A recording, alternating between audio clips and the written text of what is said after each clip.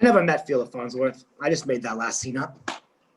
I wish I should have met with him. I couldn't. It attracted attention, so I'd met with him, or if I'd offered him a job. It doesn't matter. By and large, that was the last time anyone heard from him. He was hospitalized in 1949 for depression. He'd live another 25 years after that, but he died drunk and broke and in obscurity. Pete Conrad was the third man on the moon. And when he stepped off the LEM, he radioed back what you'd expect, the usual. Houston, Tranquility Base, and such is operational, and so on. And then he stops. And he looks around and he feels under his feet in an entirely different voice. He says, "My God, we were meant to be explorers." Then a moment later, he said, "And good luck, Mr. Fitzer." I got a chance to meet Conrad later, and I asked him, "What did you mean when you said, 'Good luck, Mr. Fitzer'?" Apparently the Fitzers were his neighbors growing up, and one night he heard them fighting, and Miss Pittsburgh shouted, "Oral sex? You'll get oral sex when the next kid walks on the moon." I don't understand why people who say that, what business do we have going to the moon when people around the world are starving, you know? First of all, people aren't starving because we went to the moon. One doesn't have much to do with the other, but you go to the moon because it's next. We came out of the cave, we went over the hill, crossed the ocean, pioneered a continent, and took to the heavens.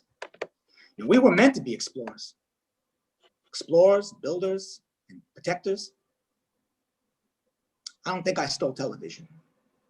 I mean, if I did, I did it fair and square. But he deserved better in my hands. He was going to do a lot more. But I burned his house down, so he couldn't burn mine down first. That's all. Well, except for this. Every once in a while, I have a very romantic vision. Lights come on in a bar. The place is full and everyone is facing downstage watching a television that's mounted up in the corner, but which we can't see. We hear the commentary. We've passed the 60-second mark. Power transfer is complete. July 16th, 1969, 9:30 a.m. A bar is filled with the kind of people who are in bars at 9:30 a.m. We're on internal power with the launch vehicle at this time. Down at the end of the bar is this guy with the Bushmills on the rocks. And in front of him are a half dozen cocktail napkins with ungodly diagrams scrawled all over them. All the second stage tanks now are pressurized. 30 seconds and counting. We are still go with Apollo 11. No one in the bar would ever be able to recognize it, but what he's drawn is a diagram of a controlled hydrogen generator. Fusion. T-minus 25 seconds. Here they go. T-minus 20 seconds and counting. He hasn't lost his spirit. I haven't killed him.